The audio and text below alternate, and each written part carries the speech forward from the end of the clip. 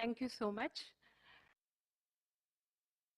On behalf of India Water Partnership, Ministry of Jal Shakti, India Water Week Secretariat, I am very privileged to welcome our chair, panelists, and distinguished participants in the panel discussion on role of civil society in water management during the 7th India Water Week. It is indeed a matter of satisfaction that India Water Week has considered the role of civil society in efficient water management and invited civil society, India Water Partnership to facilitate this.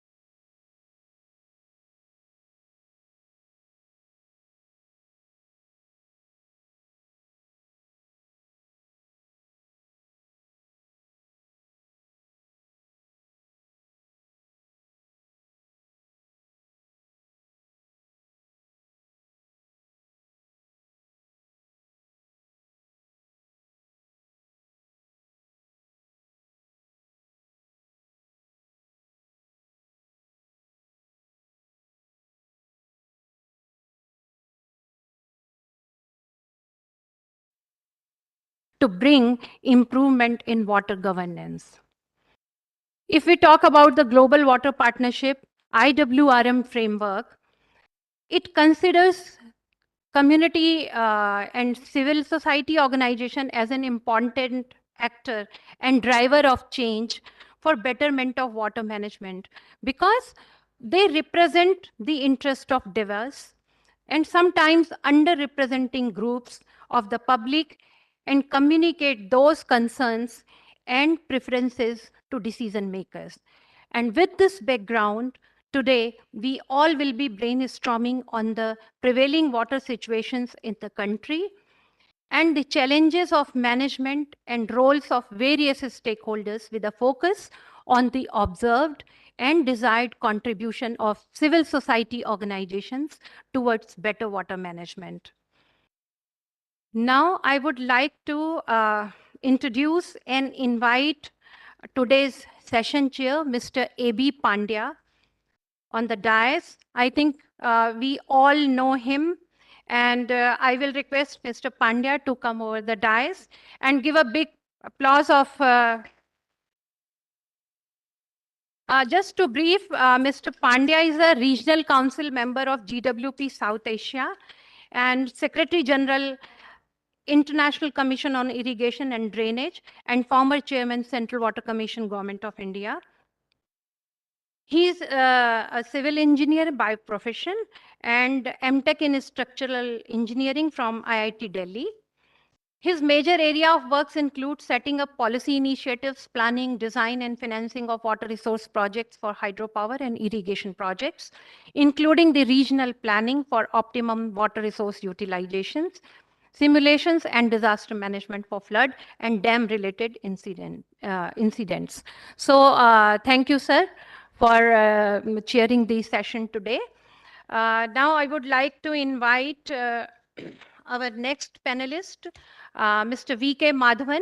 He is the CEO, WaterAid India. Mr.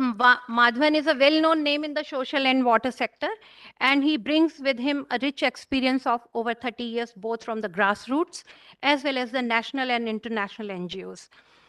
His master's in international politics from JNU, and he has commenced work with the Urmul, and since then he has worked with ActionAid and the Hunger Project. Prior to joining WaterAid, he was the managing director of Skills Education Private Limited. He is also a TED Global Fellow and a TED Senior Fellow. We welcome you, sir. Now, I would like to invite Dr. Asad Umar. He's a director, WASH, in Health Aga Khan Foundation. Dr. Umar is a PhD in hydrogeology, and he brings a rich experience of over 20 years of working in the water and sanitation sector. He's currently the director for WASH and Health at Aga Khan Foundation. And his contribution to Jal Jeevan Mission and Swachh Bharat Mission is worth a mention. Currently, he's a member of Rural Water Supply Network, SWA, and jury member of ISC FICCI Sanitation Award. We are very privileged to have with us the Dr. Asad Umar, who is a recipient of International Fellowship on Groundwater Governance in Asia, awarded by IMI. Thank you, sir. Now, I would like to invite my next panelist, Mr. Shehwag Siddiqui. He's a founding member of Indian Environment Law Organization, and he's working on legal and policy interventions with respect to environment. He is a people's lawyer, deeply engaged with the water and river communities in India and neighboring countries in South Asia. He has been instrumental in preparing the model institutional framework for the Bureau of Water Use Efficiency for Ministry of Water Resources. He has also drafted the water policy for the state governments of UP, Nagaland, Meghalaya, among others. Welcome, Mr. Shehwag Siddiqui. Now I would like to invite Dr. Nupur Bahadur. She's a senior fellow and head of the NMCG TERI Center of Excellence on Water Reuse in the Water Resource Division of TERI. Dr. Nupur Bahadur is a PhD in chemistry from IIT Roorkee and is the inventor of TERI's advanced oxidation technology called TEDOX for wastewater treatment and reuse. She is also serving as the vice chairman of the International Water Association India.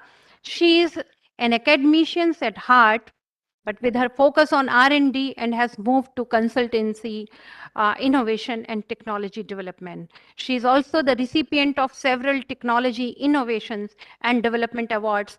Very recently, she has been awarded the FICCI Water Awards 2022. Welcome, Dr. Nupur Bahadur, for this panel. Now I would like to invite Shri Suresh Babu, Director, River Basins and Water Policy, WWF India.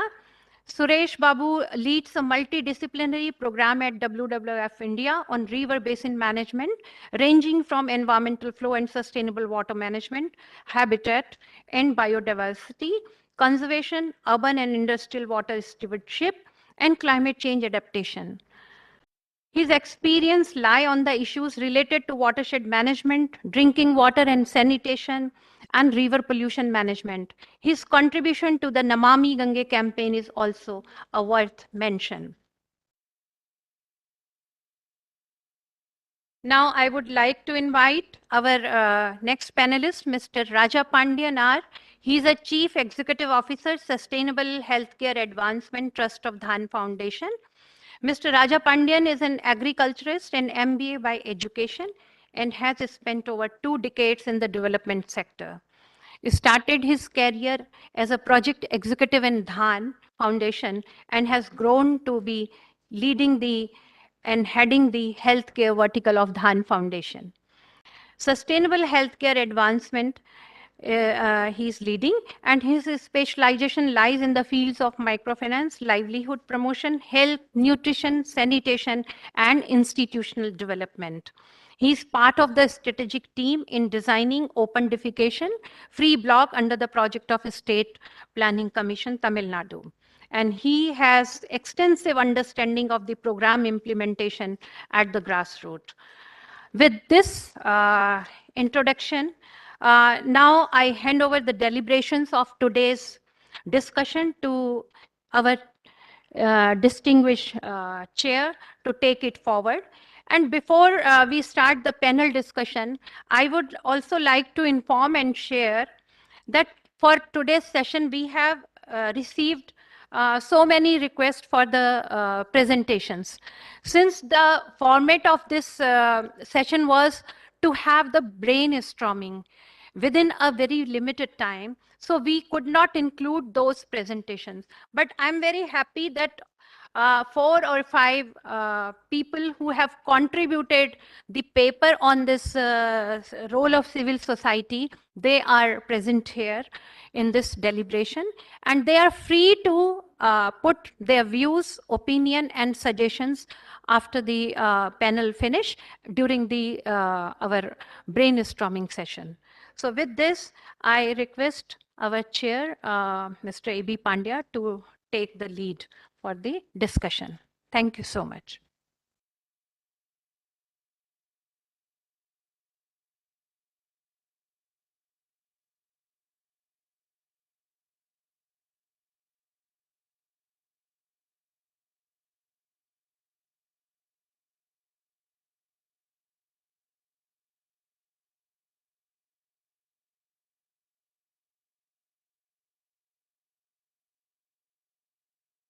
Thank you, my fellow co-panelists and friends. It's a matter of great pleasure that we have gathered here today under the aegis of India Water Week about the discussing the role of civil society in efficient water management. The water management is essentially a community-based exercise. Every person on the earth is a stakeholder in management of water. And it is the responsibility, being a common pool resource, it is a responsibility on every individual to provide the efficient management so that the limited resources can be shared by everybody. However, in order to carry out this, various skill sets are needed, various initiatives are needed, various persuasions are needed. And the policymakers and the governmental agencies or the other higher level agencies have a limited reach. They cannot really reach every nook and corner because of the limitations of time and the resources. And there the role of civil society becomes very important. Civil societies and civil society organizations are primarily associated with the local population in which they are working. At the grassroots level, they have a day-to-day contact with the stakeholders, and thereby providing a very vital interface between the policies and the ultimate beneficiaries, and also guide the implementers in what direction you should take the initiative so that you are in a position to deliver the results to the ground. So this particular area is something that is very important. And there, in the today's panel discussion, we have formulated certain key questions which we would like that the gathering and our panelists, we together try to answer or try to at least highlight the issues underlying those questions. That how is the civil society organizations have contributed to water management in local, state, and national context in the country? What are the opportunities and challenges for CSOs in addressing the water issues? How are the governments helping CSOs in doing their work? And are our water management practices in decision making, planning, executing, are providing adequate space to CSOs for playing their coveted role in this area? How is the role and functioning of CSOs changing with the time in Indian context? And how are the CSO coping with the emerging challenges of water management in the country? So we have a very large arena of questions which are required to be addressed. Since we have also started with certain amount of time delay, so we will go for the opinions of the panelists right away. And there I would request all the panelists to generally provide their views in about 5 to 7 minutes of time, so that we all have enough time at the end to have discussions. So at the first stage, I will request Mr. Madhavan, Chief Executive Water Aid India, to provide his views in the matter. Thank you. Thank you, Mr. Pandya. So I'm going to try and talk a little bit about the opportunities and challenges that civil society organizations are addressing, being addressed with regard to water issues in India. At the outset, let me try and set the context. I think it's important for us to look at what are the strengths and weaknesses of civil society organizations, and then to look at what are the challenges that we're trying to see a role for CSOs in addressing. So I think one of the weaknesses of civil society organizations is our inability to deliver at scale. That's not really our strength. However, civil society organizations inherently possess three strengths that are very important and relevant for this conversation. The first is flexibility. The second is the ability to innovate quickly, and very often to find innovations that are relatively low cost. And the third, I think, strength of civil society organizations is their ability to mobilize communities and to try and create ownership amongst communities, without which, like Mr. Pandya said, we would not be able to address our water challenges in this country. I'm going to try and situate this in four broad areas. The issue around water quality, challenge around water quality that we're faced with, the question of institutions, the health of institutions in this country, and the interface of citizens and the accountability of the state to citizens.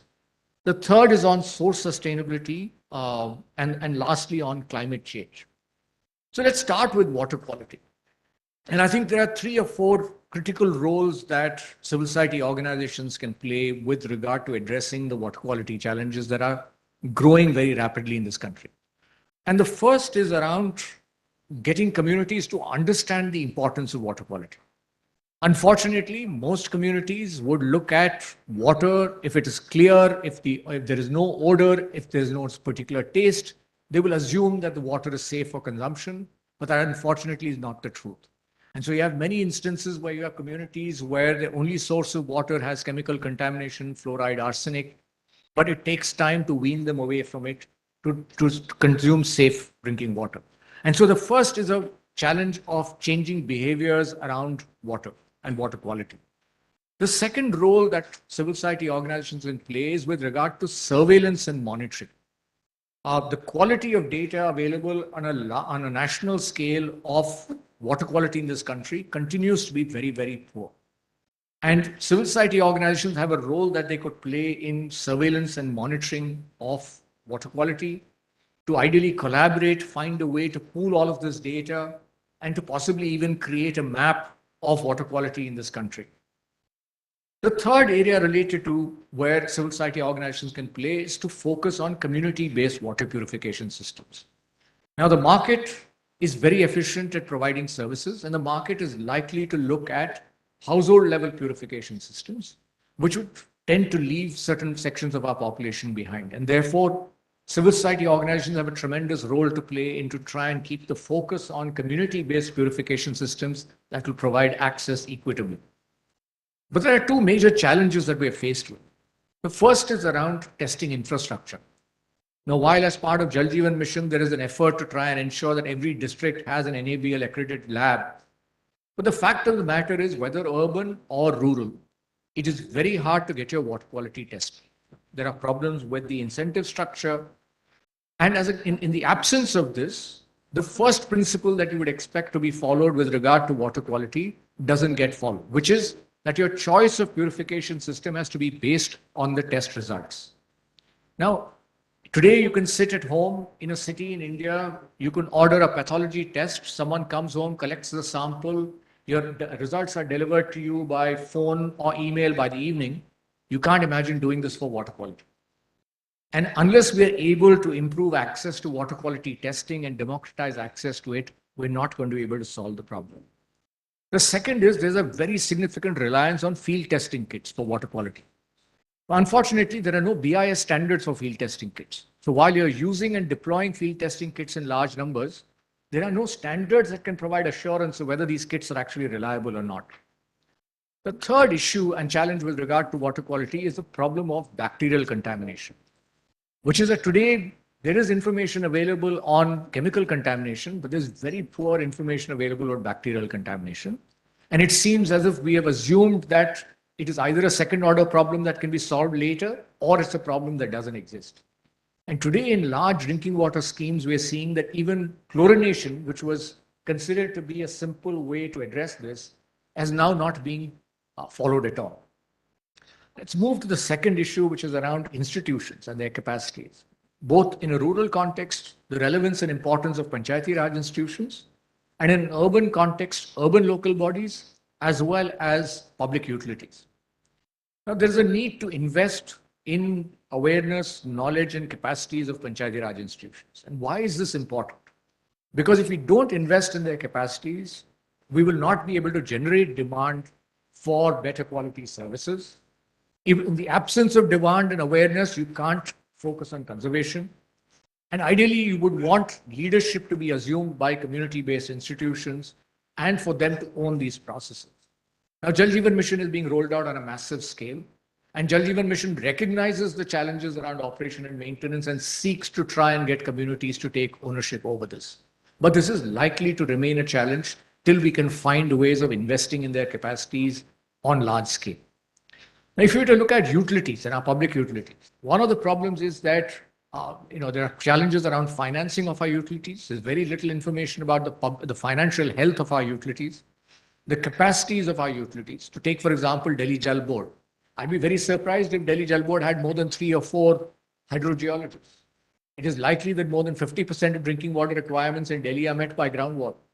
Now, where is the capacity in the utility to be able to address this if you have such high reliance on groundwater? And the third issue is around tariffs and pricing.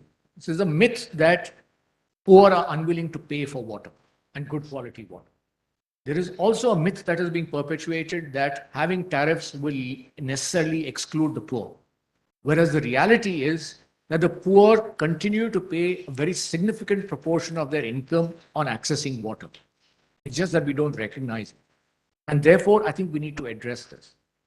The last is around service standards. There are now service standards for utilities, for whether they're rural utilities or public utilities in a city-urban context. But there's very little information available with citizens about what these service standards are. Now, if you don't as a citizen know what is the standard that your utility or your service provider is expected to provide, how can you even hold them accountable? And I think there's a role that civil society organizations can play to try and publicize what are these service level standards so that state and state agencies can be held accountable.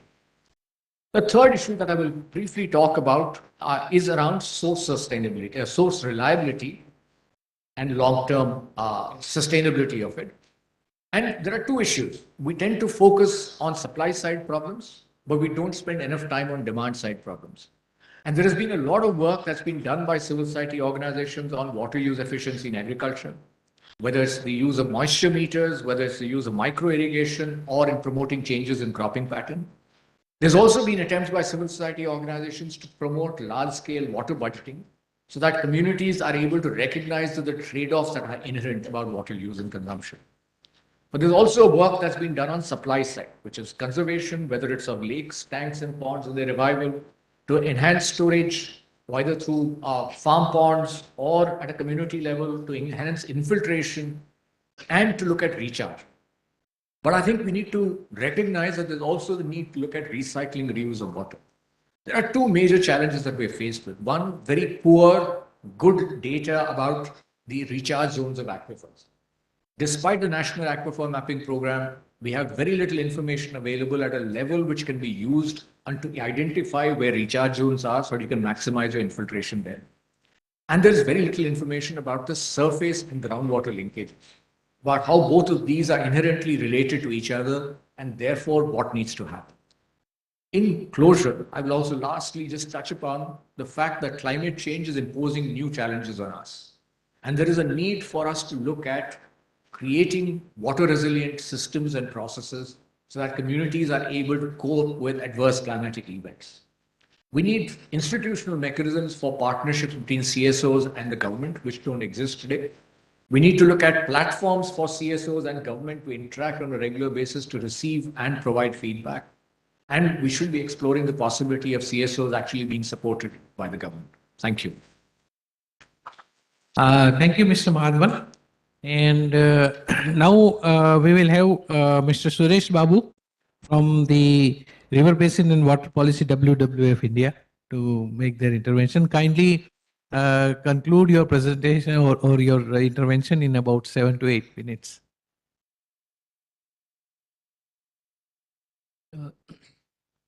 Thank you, Chair. I'll start from where Mr. Madhavan entered. So he talked about the platforms that need to be put in for regular interaction and exchange of civil society and government. I've been asked to talk on government CSO collaboration. So I would like to take it one step further to say that we've been working with the Namami Gange program and state missions for Clean Ganga in a couple of places to create multi-stakeholder platforms, because water being shared, there are conflicting water users, industry, agriculture, domestic, and the idea of a shared vision never emerges. And I think one of the things that we've been able to work very closely with government institutions and other partners, industries, as well as the local communities, is to create that kind of a platform where people could come share their ideas around, how a basin need to be managed.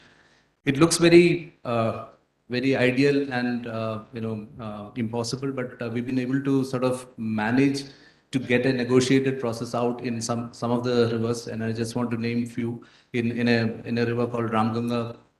Where Moradabad is a highly polluting city, and there is a brassware industry there. There is Ramganga irrigation system where water use efficiency is a concern, and also the domestic. It's a million plus cities. 2 cities are coming in.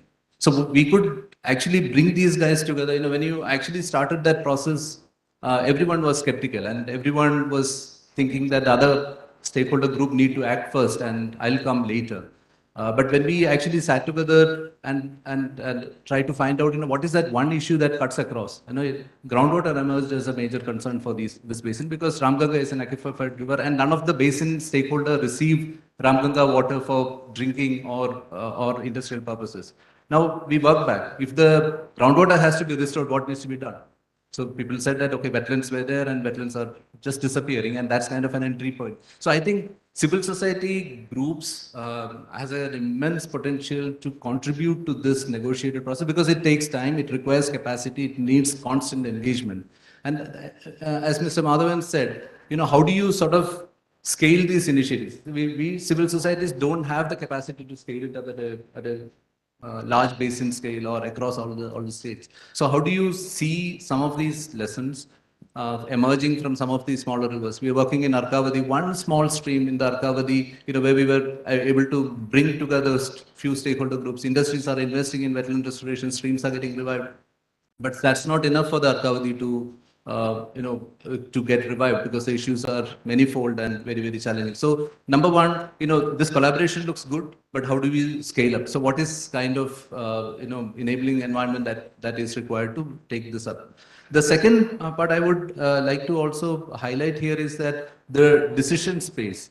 Civil society groups are working very, very closely with several state and the national government institutions to look at the future trajectory of water management or river rejuvenation programs in the country. For instance, you will remember quite some years back the idea of engaging with a sector which is consuming more water was never part of a river rejuvenation strategy. And now, agriculture is actually a mainstream strategy in getting, the avilta of many of our rivers, the continuous flow in our rivers. Now, if that has to be realized, CSOs play the role of a development partner.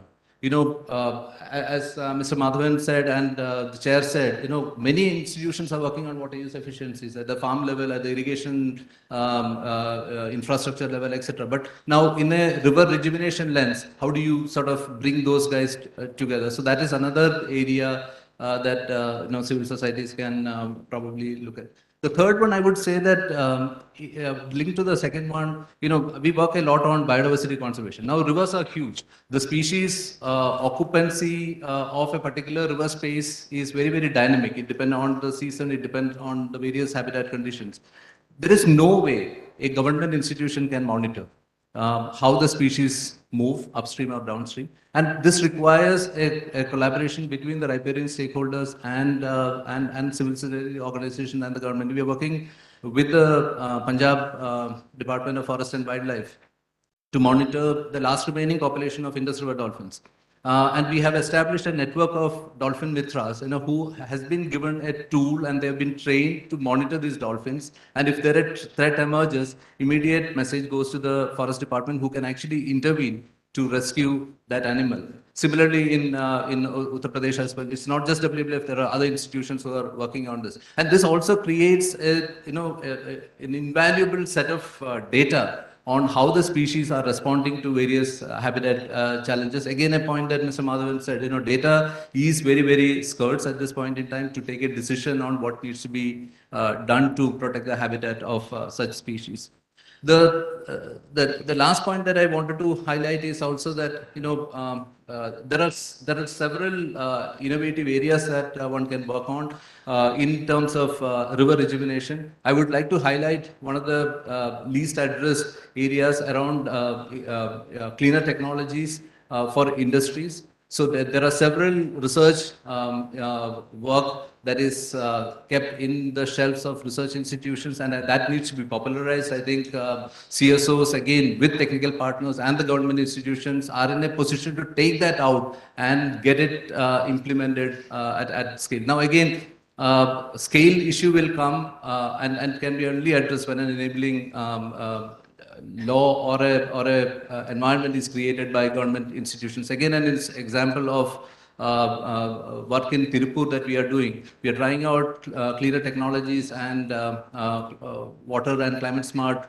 interventions in textile sector. Now, we are working closely with the regulators there and also the municipal corporation to ensure that this gets scaled up. Otherwise, it will remain within 100 units of textiles in Tirupur, which will make no impact on the Nile River. So three things: decision space, as a development partner, building capacities of all the stakeholders, and third, looking at innovations getting scaled up at a level that it matters to the resource which we are talking about, which is rivers or wetlands that we are concerned about. So that I'll stop there, sir.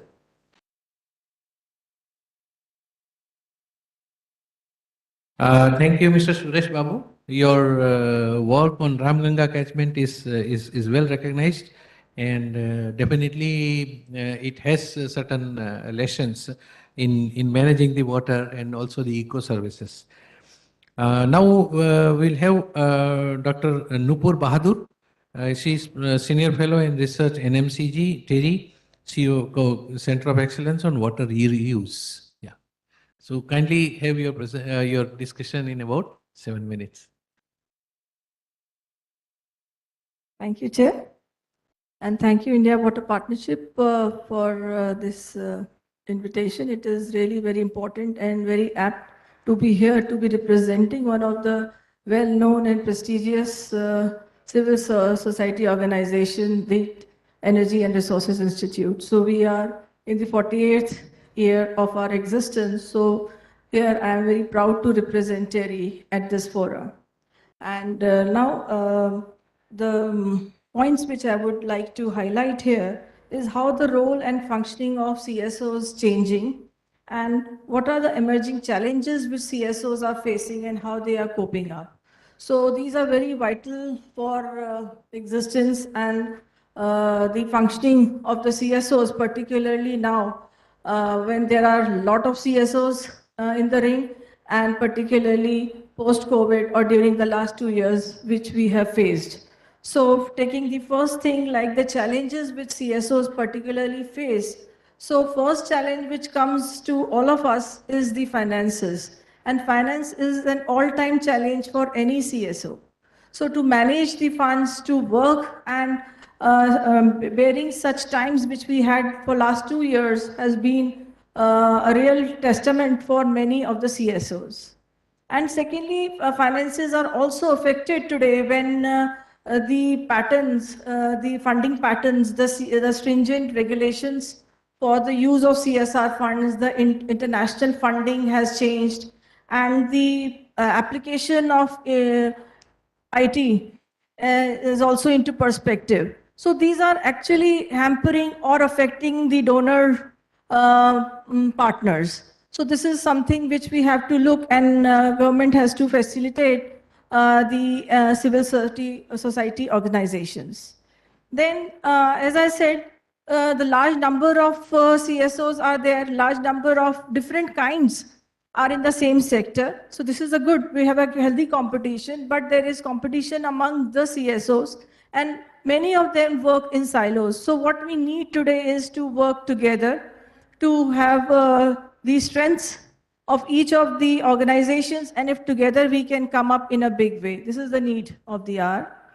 And one very important issue which is felt by most of the CSOs is that CSOs are generally not included in the planning or budgeting phase.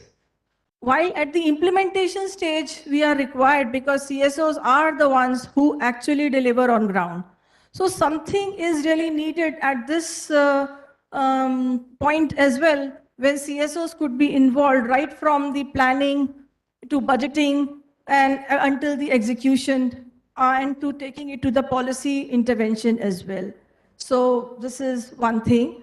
And then looking at the inclusiveness, we would say still in India, we have to include more. Like today, we have government in the national missions or various, it's a people's movement participation of masses in involved. So this is a huge encouraging sign for us where all kinds, everybody is involved. But still in India, we have to see more inclusiveness towards the gender parity, more inclusion of the women. The youth is still missing in the water sector, I would say, actively. We have brought participation of the schools at different levels, but still much more need to be done to include a lot more. And last challenge, I would say, is the scale, as rightly mentioned by Mr. Madhavan, that NGOs, they are delivering right there, but scale is something really, it's a challenge for us.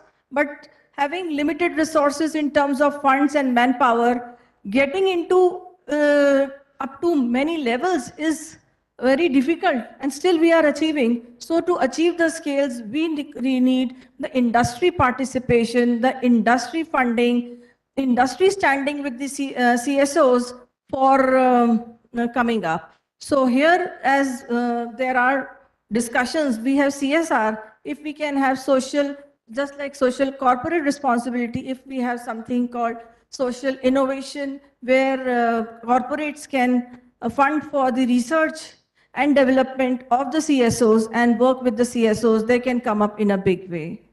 And second, and the last point is the role of changing, a role of change, how CSOs have changed.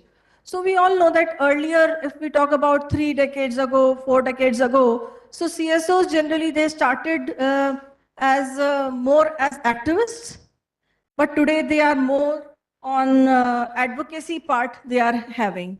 Earlier, they were considered as sleepy organizations, but today the CSOs are more brand conscious. They have the better outreach and the direct outreach to the government, to implementation through various social media.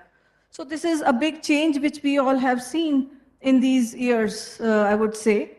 And then earlier, CSOs were just presenting the information, kind of centers were there.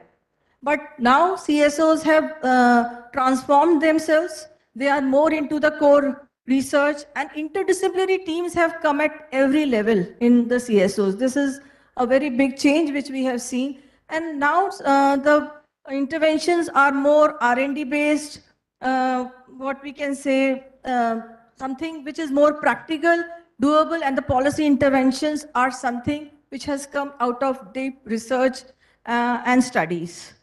And how to cope today? So CSOs certainly need more government involvement, which we have today. Now we have recognition from the governments, various national missions. In fact, major component of success of the national mission, especially the Namami Gange, I would say, which I am closely working with, it has seen huge involvement. And just one example to cite, that what NMCG has done is remarkable, that they have identified many CSOs having strengths in different sectors and established funding or the centers for there. For example, any organization working in fecal sludge management, so NMCG is working closely with them. If we are working on the technology domain, they have come and we have funded together a center of excellence on technology domain. So this way, national missions are now recognizing the NGOs and the civil society organizations. And together, I think we can move ahead, and all participation from government and industry and together among the NGOs and CSOs is needed. Thank you. Thank you, Dr. Nupur, for also completing on dot. Now, I'll request Mr. Shawahik Siddiqui, Indian Environmental Law Organization, and also our, as I can say, our legal eagle. Thank you so much, sir. It's a pleasure to be here this morning. Now, from a law practitioner's perspective, there are preemptory questions of practical importance. For example, how do you define a CSO? And what is the role clarity in terms of CSOs? क्या water use association को CSO मानेंगे नहीं मानेंगे या सिर्फ NGOs को मानेंगे? So that practical interpretation, deciphering of CSOs is there in terms of when you look at from the legal perspective and institutional perspective. Irrespective of that fact, there's a little brief here. And as a lawyer, we are trained that whenever you're given a brief, you have to stick to that brief. Now I'll apply the test of reasonable assumption, which is that there's a question mentioned against my name. So I'll pick that question as my brief. And it has 3 keywords, which is decision making, planning, executing. Where is the role of CSOs in all of this? Alternatively, what is being asked is, and what we're trying to reflect as a panel is, that from conception to execution, when it comes to water use efficiency, is there a space for CSOs? If yes, and is it adequate? So there can be a straightforward answer to this. The answer is yes, with a profound but. The profound but can be qualified with not adequate, on the sidelines, if you try and put it within the framework of the wordings of National Water Policy. So there are, as we know in the National Water Policy 2012, there are these 10 principles, and there is this specific principle under 1.3, the third principle, which says meaningful participation of communities. In fact, it has a little word before meaningful. It says intense meaningful participation. So is the current space for CSOs, does that fit within the framework of intense meaningful participation? Why do I say there's a profound but? I'll give you 3 small examples, very briefly, sir. Now, first begins with our little own experience of generating a lot of civil society driven evidence for creating a National Bureau of Water Use Efficiency. The formal story of water use efficiency begins, in India at least, begins in 2009, where we had this target of 20% in the volume 1 of National Water Mission that was released in 2009. We picked that number and tried to look at that. It's a kind of a ambitious number. How are we trying to achieve it? Given that within the NT 17 of the Constitution, the mandate for whatever it is for the state, it's not efficiency, at least it's not worded, then you need a kind of an institution. You want to imagine an institution that will try and do it. The pattern, of course, the model was to look at the Bureau of Energy Efficiency the way it has done since 2001 under the Energy Conservation Act. And there's a remarkable progress that it has made at the consumer level, where each household is inclined to buy CFL. So we wanted to study that, apply it to water. How do you create a demand-driven water use efficiency to the end user level? So from there, there was a lot of receptivity within the Ministry of Water Resources, which used to be at that time, now Jal Shakti. And with good bureaucratic leadership, we tried to create a kind of a civil society-driven institutional model. 8 state consultations, 12 district consultations. We have some of our mentors sitting in this hall who were involved. For example, in Maharashtra, Pandit sir was involved. So we've done that long exercise and we came up with that model. The main hurdle for the ministry was how do you create an institution on a subject which is tightly a state subject, that is water. So we came up with that solution that under the Environment Protection Act, a notification can be brought. A lot of energy was generated from states in terms of its receptivity, buying, a lot of ideas that came in. Now, following that exercise, Vincent Palaji in 2012 also announced, the minister then, that there's going to be a bureau. 2012 cut to 2022. We have lost a lot of momentum on Bureau of Water Use Efficiency. What could have been done is at least to keep the momentum alive, generate a lot of evidence, a lot of buy-in, and the readiness and the preparedness for this bureau to take off.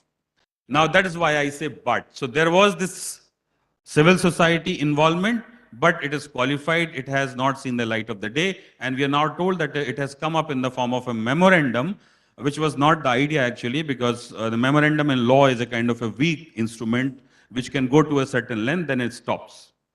So therefore, that is number one. Second instance, I'll give you a yes, but a profound but could be from the national water policy itself. You see, within the national water policy, there are 5-fold emphasis on water use efficiency. One is the principle itself. Second is a strategy, climate adaptation strategy. Third is pricing. Fourth is the planning from the efficiency benchmarking standard.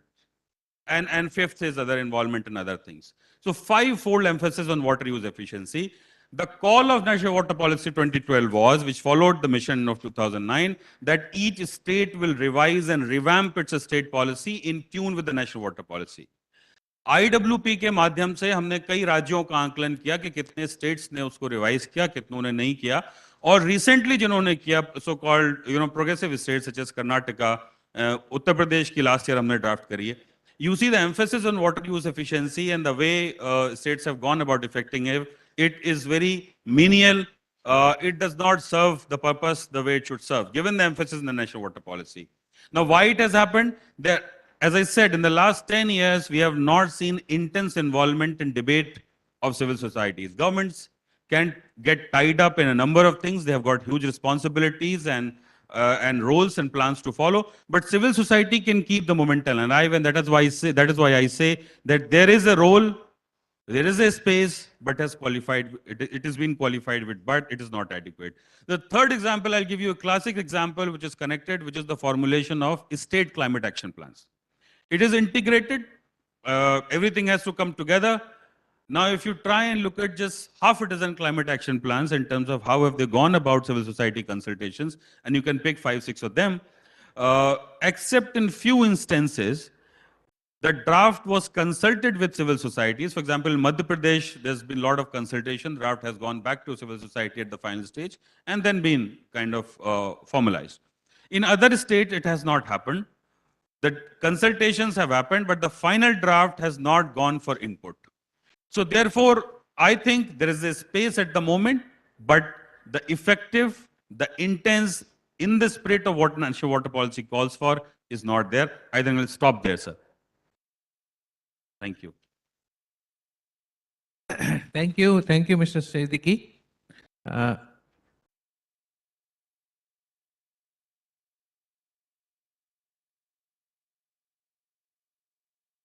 Siddiqui.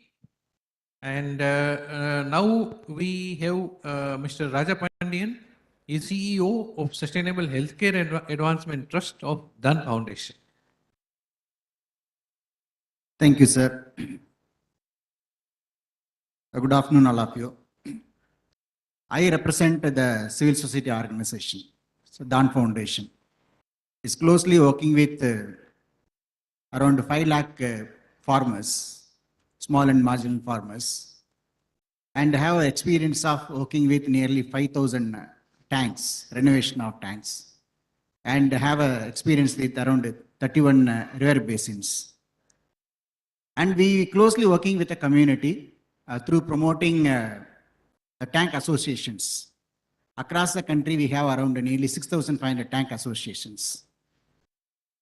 From the experience of last 25 years, so we find so 5 major roles. Broadly, I could say it's a 5 major roles the civil society organization has. One is the enabling, the role of enabling a demand and supply systems towards ensuring accessibility, availability, affordability, and quality. This is the first major role. As a civil society organization, enabling is one of the major role. The second is the building an active partnership. That's very, very critical. When you want to achieve something, definitely you should have a very strong partnership because it's one of the core value of Dawn. It's a collaboration. That's another area mainly for leveraging and also mobilizing resources. The third thing is leveraging from mainstream institutions. That's very, very critical. So how do you bring the partners for leveraging, for supporting the community and also ensuring this water management in the field? The fourth is on what is the kind of this community framework? What is the kind of the community framework? To set a community framework mainly for promoting the social capital. That means the tank associations or any other farmer groups or a user group or whatever it is. So how do we set a community framework to ensure the sustainability over a period of time? That is a critical thing. The sustainability is a critical thing. So finally, the contribution to the policies. The policies from the framework of the practice. What is the framework you are following from the policies from the practice? That is another major role. These are the 5 major roles that each CSO has, and also based on that actually because we defined some kind of the partnership framework. So what is the kind of the partnership framework for us? Because the building active partnership, so only with the government, I think it's not possible for ensuring everything. Definitely we need to leverage from some other sources. Especially, there are different kind of the partners are available. In our perspective, community is the prime participant. Because we could not see that the community is a kind of a beneficiary. The community is the primary stakeholder. So we should have a partnership with the community first. So then we have a CSR agencies, donors, we have a government, departments, we have a kind of the NABARD, the banks, PRIs. These are all the partners available in the field, so mainly for contributing for efficient water management. So that is what actually, because we showcased in many forums and also we have been successful in many contexts. So there are, we defined the partnerships. What kind of the partnership will bring a kind of a support for the community in the grassroots level? One is the convergence and leveraging the partnership. So we need to converge because we need to have a partnership with all the partners binding with the community. At the same time, leveraging. If you invest 1 rupee, what will you get it out of it? At least 4 rupee or a 5 rupee. That is a kind of the leverage. The second is another long-term partnership. So instead of going for a projects, long-term partnership with the donors by allocating a river basins. At least, okay, one partner is coming, one CSR is coming. Okay, you can take this particular basin take it for next 10 years or 20 years. That's a kind of a long-term partnership. Third thing is a long-term partnership for financial mix. So we could not expect the partners or a financial mix. It may be a kind, it may be a cost, it may be a grant, it may be a loan. It's a kind of the partnership. The partnership has to start from the community contribution. So that's very, very critical thing. At least something has to come from the community, then the ownership will be built. Or otherwise, it's a charity, definitely it will not work it out. And fourth is on a community financing leads to ownership and sustainability. So what is the kind of a community partnership? So what is the kind of the contribution from the community? What tank associations will do? So how they will contribute from their packets. So that is very, very critical. And the partnership advancement with the graduation. So we'll start with a kind of a project. So kind of a program over a period of time. they will be supporting for one location or one particular tank. Maybe in the future, they will be coming with 5 tanks. Maybe over a period of time, they will become like an institutional partner. So that is the kind of the model we are adapting in the partnership. It will be sustainable. It will be sustainable. Over a period of time, the community will take care of this entire sustainability. Before 25 years, we promoted nearly 10 tanks. Even that tanks are even managed by the community themselves at present. So that is the kind of the fund they allocated. They find the fund they created, like a corpus fund they created for maintaining those kind of the tanks. And managed by the tank association over a period of time. That is the kind of the partnership model. So we are suggesting it's mainly for way forward. The kind of a leads. So one lead is kind of a network of the civil society organizations, mainly for knowledge sharing. So maybe IWP can work on this networking of the civil society organizations for knowledge sharing and replication of models. Because this Niti Aayog has suggested and acknowledged and accepted our model. It's a kind of one of the best model for replication. So there's a kind of the same kind of the work can be taken by this IWP. Then facilitating a civil society organization to link with the technical institutions. What we are in need now at present. The technical institution support for the civil society organization is quite critical now. Because how do we bring a new knowledge to the system, existing systems? The third thing is kind of the showcasing and advancing the best practices of the community. Because there is a huge wisdom and knowledge is available with the community. How do we make use of this knowledge and wisdom to the community to the next level of advancement? That is a very, very critical thing. So these are the major areas that we want to concentrate it. Over a period of time, this will bring the changes in the policy level also. Because we start with a very small level and over a period of time, the policy changes also can happen with this kind of the system and knowledge come from the community. So community has the power to share the knowledge. So we cannot avoid the community. It's just a community because community has the power and wisdom and knowledge. That is that. This is the word come from our experience of Dan. Thank you so much. Thank you, Dr. Pandian. Now we have Dr. Asad Umar, Director WASH and Health, Aga Khan Foundation. Thank you, Chair. It's not easy actually to be the last speaker.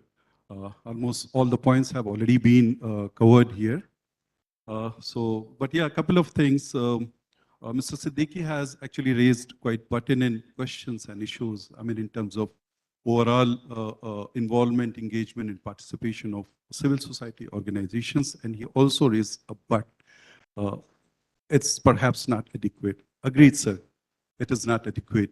But yeah, I mean, if you just look at India as a country, we have almost 15 agroclimatic zones. We have almost 12 major river basins. We have 9 well-defined groundwater provinces.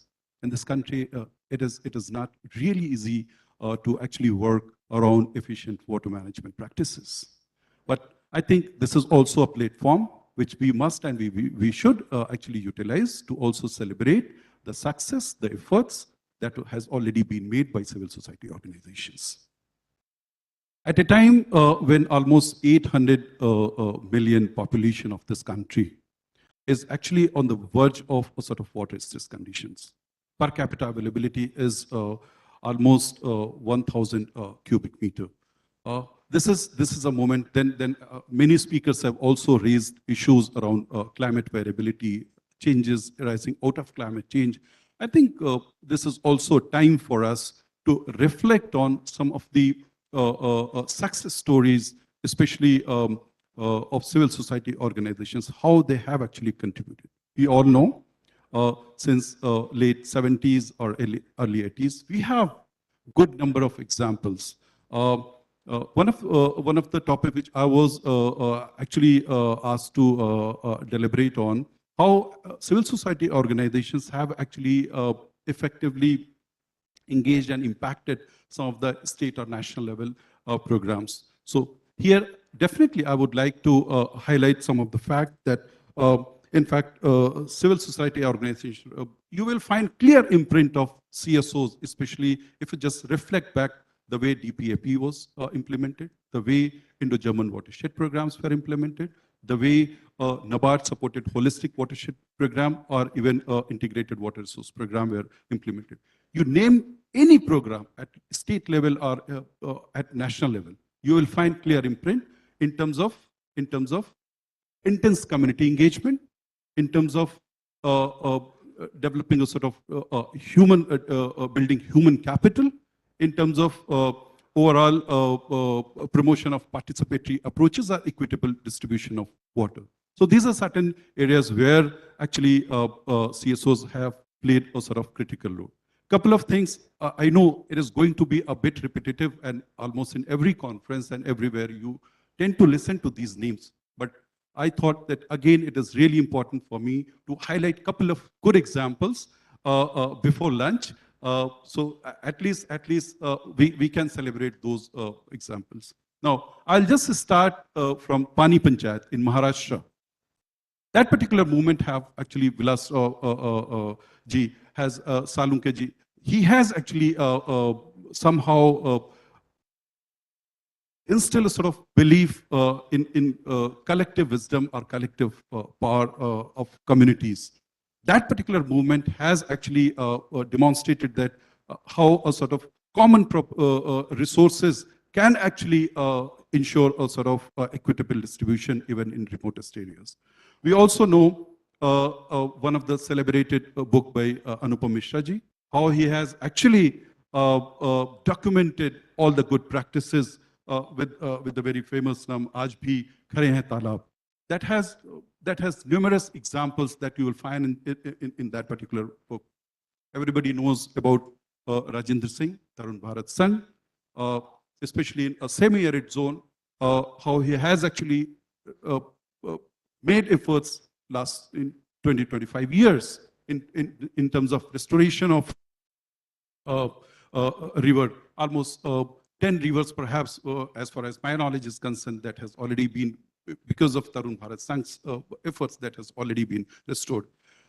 Recently, actually, Niti Aayog has come up with sort of a compendium of best practices of, especially on efficient water management. And many good examples of civil society organizations have actually documented in that particular compendium. Couple of them I would definitely like to highlight here.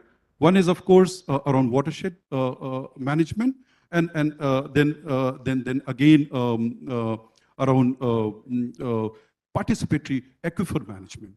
So a few examples, for example, agencies like how they have actually created a sort of human capital, how they have actually promoted efficient irrigation practices, how they have introduced participatory approaches of water budgeting, how they have actually brought in sort of local wisdom within water resource management. So these are certain aspects where these organizations have actually worked, and I would strongly recommend that one should actually look at that particular compendium in 2021 that was brought in by Niti Aayog. A couple of things, especially how you can actually bring in a sort of scientific rigor into water resource management. Few agencies in recent past, they have demonstrated good examples. For example, one particular agency with the name of Aquadem, everybody knows Himanshu Kulkarni in Pune. So participatory aquifer management, how you can actually demystify the whole concept of hydrogeology at community level is something that has quite effectively demonstrated by Aquadem.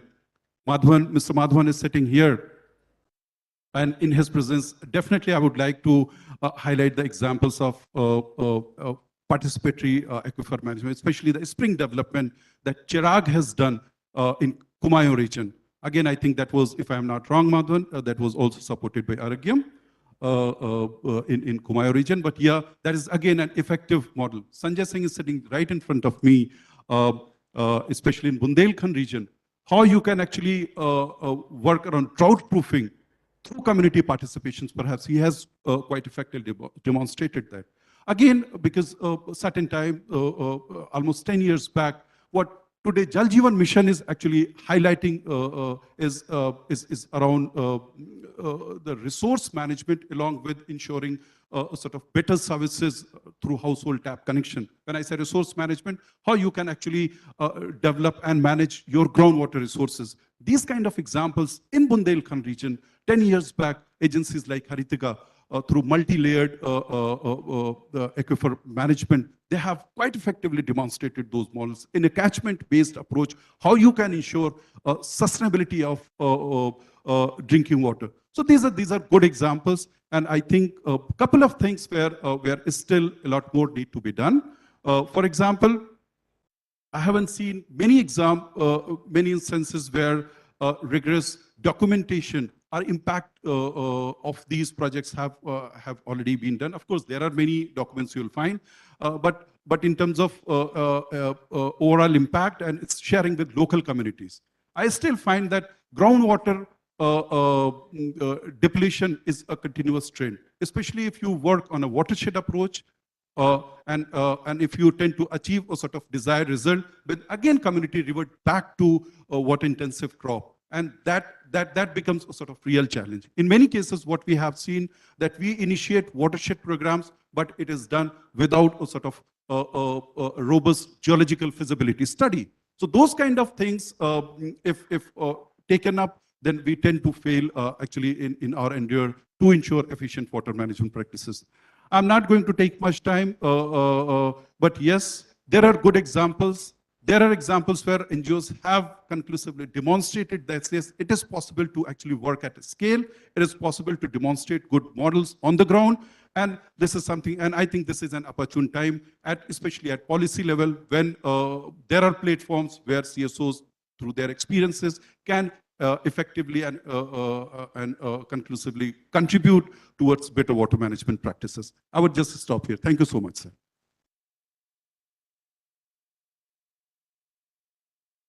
Thank you, Mr. Asad. And really, it was a very good interaction from all the panelists who provided their vision and their views. One thing I would say is that the civil society organizations also have to play a role of a harbinger of change. There are, on one hand, we have got the communities who have been responding intuitively to the individual issues that are coming up over there, and then the civil society organization has to have a little larger vision and a little elevated vision, so that the projections and the current situations and the change in current situations compared to what has been habituated by that society is brought forward, and then gradually veer the practices towards the sustainable practices. This becomes quite important, because if we try to follow the practices which are continued, maybe they have been continued since centuries, but then the rate of change of development, the rate of change in the current times has gone up in a very different way than what we had in the historical times. So those changes also we have to have a facility, because CSO has got a direct connect with the community. And the community also has to be made aware that we were doing certain things up to certain time in a certain manner, but now the situations have changed. We need to really go over here also. So this is also one of the roles of CSOs. That becomes quite important, because then the disconnect at times felt by the CSOs or by the communities from the policymakers and thinkers who have got this kind of a idea or have got this kind of an appreciation that this is what has changed. So these two have to be connected, and that is where I think the CSOs will provide a very, very strong and a very, very important linkage. Now we are open for the open house discussion, and also as Veena ji said, if some of the paper presenters paper were presented, so if somebody wants to make a point, but then that point should be brief, very brief, just 1 or 2 minutes, And then we will also invite the questions and responses from the audience. So now the house is open. There are questions here. Last row, last to third row. Yeah, kindly get up, and then we will have another two. We will. Can you provide him with a roving mic? Kindly identify yourself briefly so that we are able to record your intervention. So better go from the last one. He was the first one who raised his hand.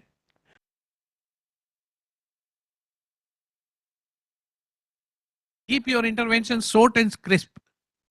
Thank you. I'm Ashish Gupta. I'm basically in the telecom sector, and it was really enlightening for me to hear the kind of initiatives which are there, which brings me to the point. What can we do to ensure that all these initiatives are marketed in a fashion that it reaches to the larger section of society, and we can then learn that collective learning can then be implemented or at least adjusted and adopted in the wider society. I think there is a large work that as a corporates we can do. We are part of many CSR initiatives, but this was something which was enlightening, and I think I was not aware of any of the initiatives. It's kind of something which brings me again. One, how can we make sure the material is available to us to learn, and then of course the second part is how do we take the action. Any of our panelists would like to? Ashish, I think it's ironic that you've pointed out another weakness of civil society organizations. We're very poor at marketing what we do.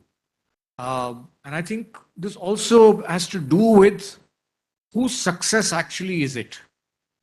Is the success of the work that has happened with 5,000 tanks in Tamil Nadu, is that the success of Dhan Foundation, or is the success of the tank user associations or communities? It gets complicated from our perspective as to whose success it really is. And therefore, I think there's been an inherent inability or unwillingness to sort of promote these. But the point I think is very valid, that I think that we've reached a time where we need to find a way of talking about the success, even if it is of communities, so that the impact can actually be expanded by just simply availability of that knowledge. It's a very valid point. Thank you. So we will have now the next question. Yeah.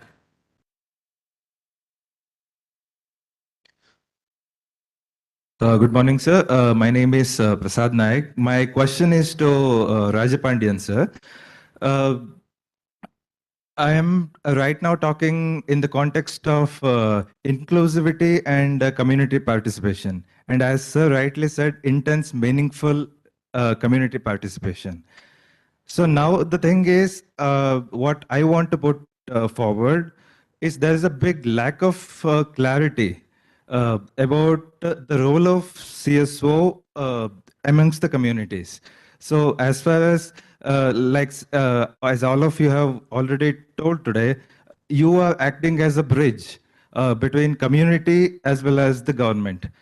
So in that way, don't you think that you can use the local media effectively for connecting the government mechanism with that of community, since you are already working in hand to hand with the government? And as I have already told you that there's a big lack of clarity, like our fellow gentleman has already said, that we almost have no idea what CSOs are exactly doing at the ground level. So since Rajpandian sir, you have told us about the massive success of your organization so far, where I think that you have already managed to reach a maximum level of local participation. Have you effectively used what is the prominent part where the local media has been used? And if so, how it can be, elevated or enlightened to us? I'm asking this because we have lots of CSO people here, as well as the media partners, so we can be, more aware of it. Thank you. Are you from media? No. No. Here our major role is So mainly for the enabling. That's the word I just used it. So our first step of intervention itself for orienting the community. So we walk through promoting institutions at grassroots level. So before going into this, the water management, we build the capacity of the community to understand what is being discussed. So there will be some organization has been promoted. So before getting into the work, so once it is getting oriented very well, the community will take a responsibility, because you just use the word participation, but we are going beyond the word participation. We say it's called ownership. So we build the ownership among the community. That is the first step. So after that, whatever the kind of work, if you are providing to the community, they will take care of it. That means you build the governance. You build the governance among the community. The government will take a responsibility of clearing the doubts and clarifications of the community. So that is the kind of thing. Here, what is the role of media here? It's a role of media. I think we are using the role of media for a mass communication or something. But our major approach is, it's a one-to-one. It's a household to household. That is a kind of approach we are following it up, so that we are organizing them into the group. We are promoting a people institution. The people institution is given orientation or a training to take up this kind of the initiatives. That is a kind of the model. Thank you. Thank you. Now, Mr. Pandit has one question. Yeah, because he will have to go a little early. So,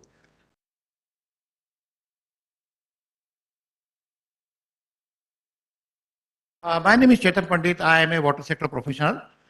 Mr. Madhavan made a point towards the end of his presentation that we still don't have partnerships. CSOs still don't have partnerships with the government. Question is why?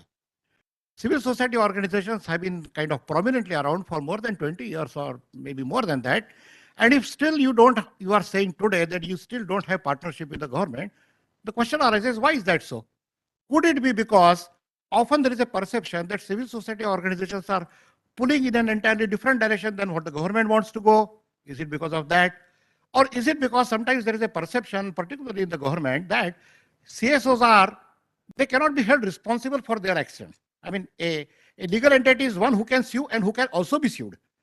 Could these be the reasons? What is lacking?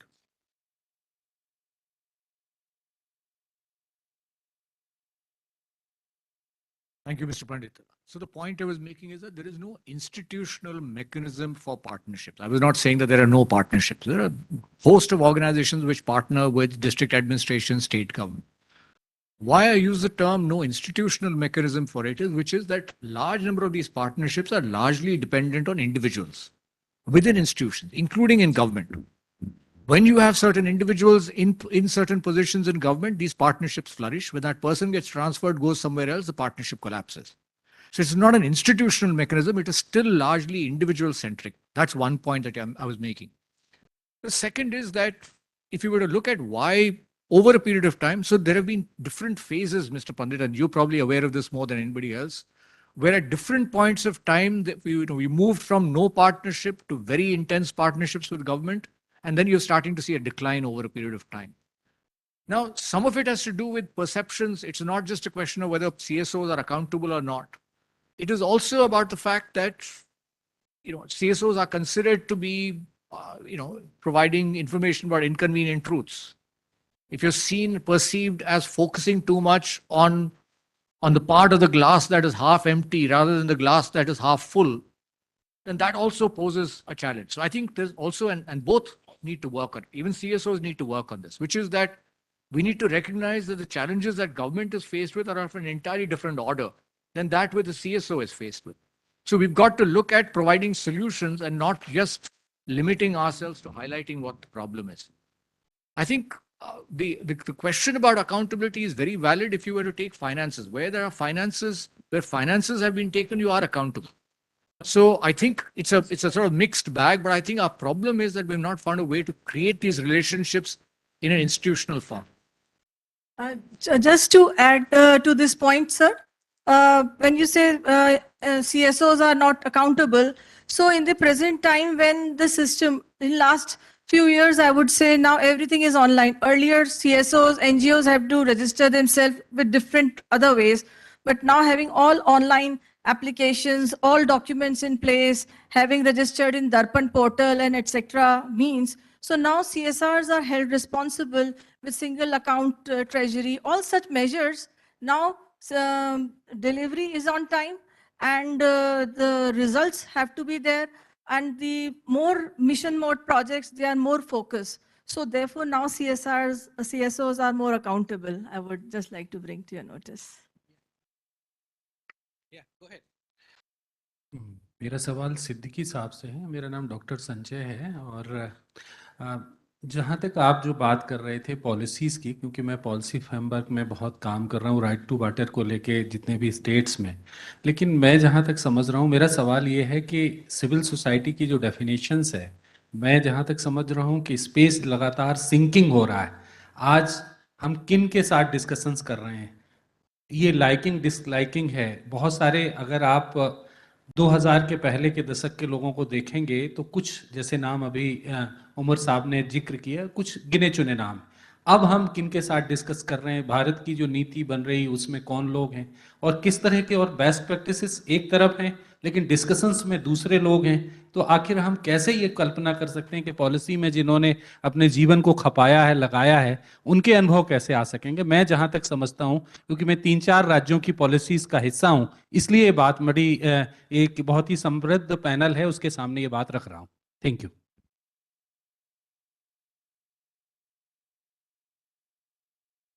Sanjay ji, जितना मैं समझ पाया हूँ आप शायद सवाल ये कर रहे हैं कि अब सीएसओस का रोल कैसा होना चाहिए बदलती नीतियों के संदर्भ में, शायद लगभग, अगर मैं वहां पहुंचा हूं।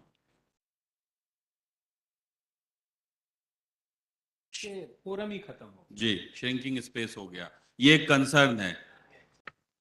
देखिए 2012 की जो नीति है उसका बड़ा डिपार्चर है रिसोर्स के संदर्भ में अगर बात करेंगे, बिल्कुल वैसे ही जैसे 52 की फॉरेस्ट पॉलिसी से 88 की फॉरेस्ट पॉलिसी का डिपार्चर था। तो 52 में हमने फॉरेस्ट में कम्युनिटी को नहीं लिया, 88 में मेन स्ट्रीम करने का प्रयास किया।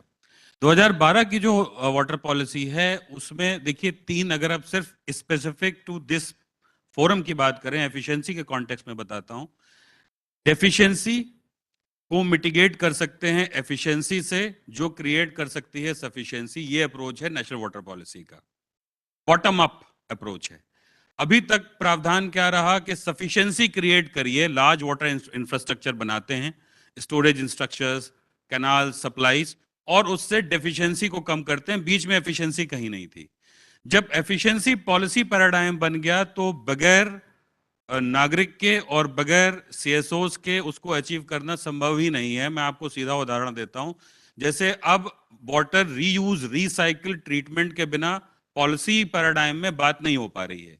There is a big paradigm emerging that unless we start reusing the efficiency targets will not be achieved. National commission on integrated water resource development का बड़ा इंटरेस्टिंग एक डेटा है जो कहता है कि 2050 तक वाटर यूज कम हो जाएगा। पानी तो कम होगा लेकिन यूज भी कम हो जाएगा, क्योंकि 30% एफिशिएंसी का अजम्पशन है। वो उस पे है कि रीयूज रिसाइकिल होगा। रीयूज का सबसे पहला चरण है सोशल एक्सेप्टेंस। जो ट्रीटेड वाटर, हमारे यहाँ पानी की जो एक धार्मिक कल्पना है, उसके साथ जो एक संस्कृति जुड़ी हुई है, उसका जो डेली जीवन यापन का है, आप बुंदेलखंड से आते हैं और मैं भी वहीं से आता हूं, तो जहां से हम समझते हैं जिस भूमि को, उसके संदर्भ में भी बात करें तो पानी का जो एक सांस्कृतिक स्वरूप है हमारे यहाँ, उसमें रीयूज रिसाइकिल का एक्सेप्टेंस इतना आसान नहीं होगा। तो जो श्रिंकिंग स्पेस की आप बात कर रहे हैं, उस स्पेस को रीडिफाइन करना होगा नीतिगत। Strictly speaking, from the interpretation point of view, there is no lack of space, let me tell you that. Their policies are clearly worded, 2012 की पॉलिसी भी, अदर पॉलिसी इंस्ट्रूमेंट्स भी, और अब जो एसडीजीज के संदर्भ में आ रहे हैं, या जो नीति आयोग कह रहा है, या जो स्प्रिंग मैनेजमेंट के संदर्भ में पहाड़ी राज्यों में देखने को मिला, पॉलिसीज वर्डेड नहीं है स्क्यूड तरीके से। उसका क्रियान्वयन, इंटरप्रिटेशन और लिंकेजेस में प्रॉब्लम है। तो I think it is for now civil society to engage creatively also. Partnerships की बात माधवन साहब ने बताई। So I think the idea is now to also to engage creatively and create that space for itself. The law is very clear. There is a constitutional imperative for people to be involved. There is a policy space for people to be involved. And now at a project level also, there are spaces whereby communities need to be involved. जैसे अटल भूजल का पूरा मुख्य बिंदु ही यही है अटल भूजल योजना का कि आप परसेप्शन के माध्यम से माइंडसेट चेंज करने के माध्यम से ग्राउंड वाटर कंजर्व करेंगे. Thank you so much. Thank you so much. I think. Thank you. We will have one last question from this gentleman, and then we will try to give 1 or 2 minutes to each of the presenters who have provided their papers in this particular session. But that will be very, very brief. Please. Good afternoon, Chair, and good afternoon to everyone. I'm Yogendra Babu Sarma here from Central Groundwater Board. And this is in series of the question which was floated earlier, but I would just dilute and it should be very humorous.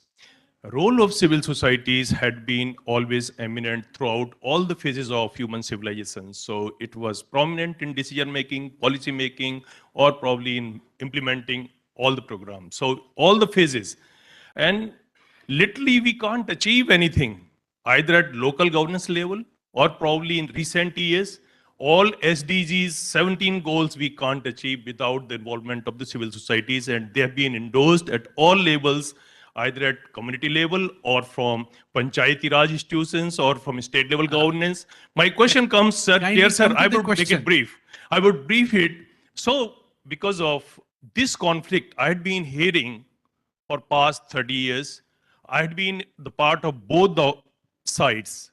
I started my career with CFOs and then now I'm with the government. The question comes, how we can make this relationship like a symbiosis? Because of it has been always conflicting. We feel like inclusiveness is still missing. So why the panelists, they suggest some solution that this relationship with CFOs and the government could be improved further. Come out with at least 1 or 2 points each of you and you say that, yes, this can be done. And that should be the progress, and that should be actually the something very good for this session. Yeah, thank you. I think what I would like to rather say is that the CSO is an interface. Civil society organizations are an interface, and the interface has to have 2 faces: a government face and also a community face. And they are the kind of marketing organizations who have to listen from various other sources, especially from the government, because as of now, the expertise and the understanding at the macro level that is available is largely available at the governmental level. We do not have water sector in which we have significant private participation. The private participation may be there at a very, very restricted level in water treatment areas, but rest of the area, no.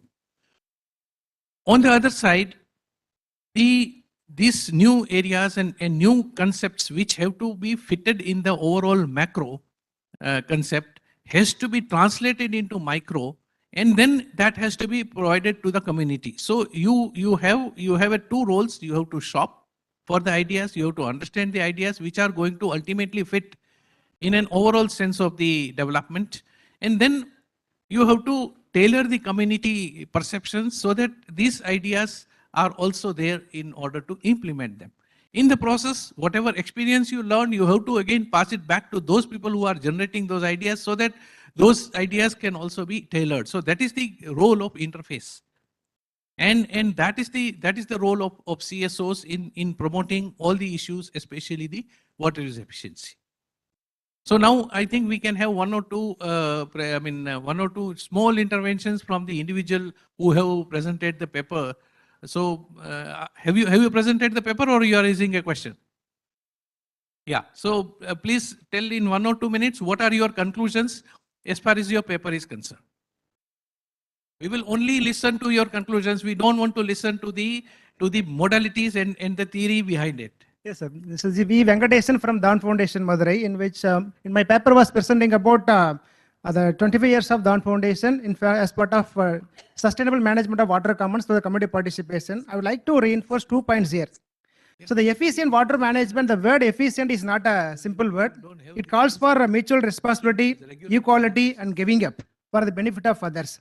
So 2 points which I would like to mention here is, one is the role of civil society is not only making the community enjoy the benefit, basically making them to invest on the common properties.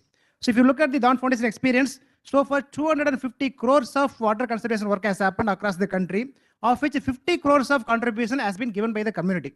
They invested on the common property. So that made them to own their water bodies on a sustainable basis. Whether Dawn is there or not, they will take care of that. That is the kind of model that has been established.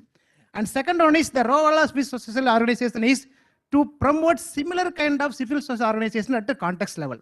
So the 6,000 water bodies, what has been mentioned by Mr. Rajapandian, it has promoted 200 federations at the block level. So that gives the identity for the local community. It has grown as a civil society organization and they are taking care of themselves. This is what I would like to suggest here. Thank you so much. Thank you. Thank you. Thank you. So I think we are, of course, very much out of the time now, and we are already at 1:15, so that is encroaching upon your lunch.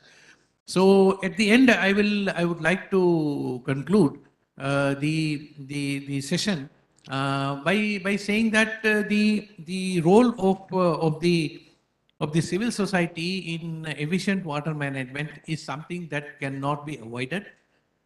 Secondly, this role has to be understood and managed at a what I will call in a collaborative manner.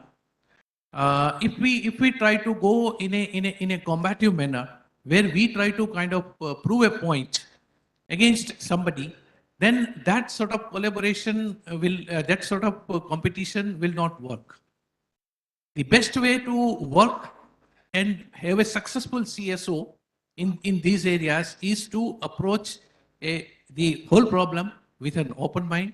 We have to gather the ideas, and then also we have to look at the communities and provide a very vital interface of communicating these interfaces to the large scale interventions that are happening at the governmental level, because the government level financial help can never be achieved by any individual CSOs.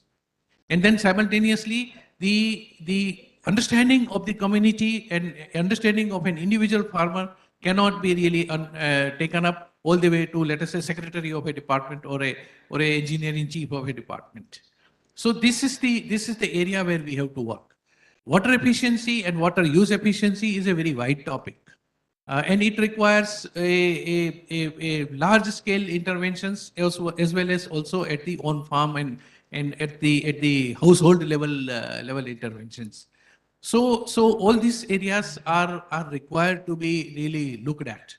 And while looking at these areas, to my mind, the overall picture should not be lost sight of.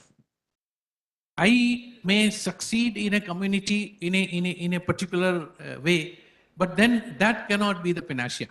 We must understand that there are huge variety of agroclimatics in the country, huge variety of social strata and economic strata in the country, and one solution will not necessarily be something which will fit everywhere. But then simultaneously, we should be open, and we should also see that a bouquet of solutions are also produced at the policy making level and at the technological level, so that some choice can always remain, and one size fits all approach is also avoided at the governmental level. That is where I think we have to work together in the civil society organizations, so that we are able to achieve what we have started out with.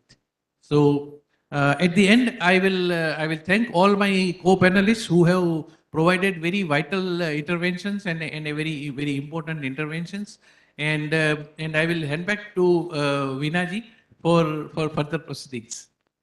Thank you so much, our eminent speakers, our co-chair. It was indeed an insightful session on the role of civil society, and thank you for sharing all the practices, and how one can overcome the opportunities and challenges in the water issues in India. So now I request Dr. Veena Kanduri to please come up on the stage to present the mementos to our speakers and our chair. I request Dr. Veena Kanduri to please present a memento to our chair, Mr. A.B. Pandya. Before we proceed for this ceremony, I would like to extend thanks to all the panelists, chair, and the distinguished participants for making the deliberation successful. And we are taking all these observations into a discussion paper which Nupur and our senior members have suggested. And that will be presented to the first the panelists and later on to the government. So this is the whole idea.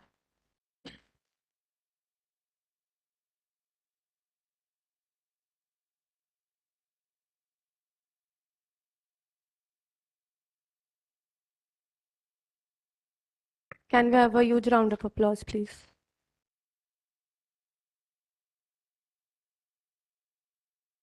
I request Dr. Veena to please present the memento to our panelist, Mr. V.K. Madhavan.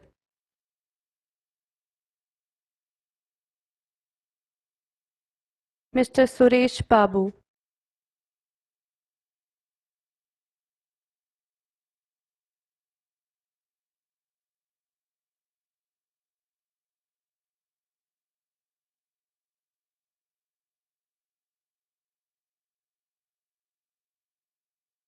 Dr. Nupur Bahadur.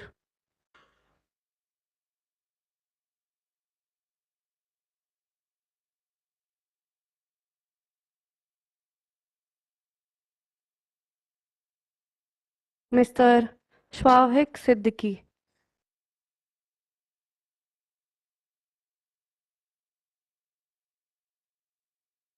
Mr. Raj Pandyanar.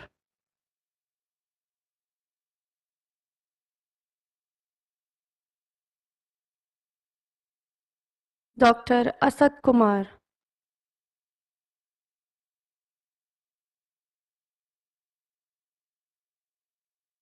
Now I request our chair, Mr. A.B. Pandya, to please felicitate Dr. Veena Kanduri.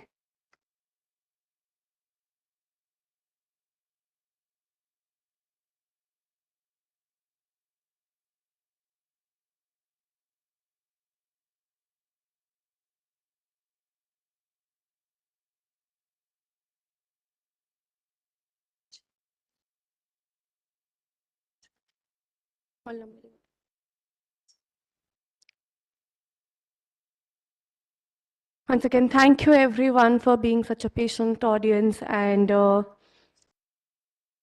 we hope to see you tomorrow. The lunch is being served at hall number 8. I request you to please proceed for the lunch.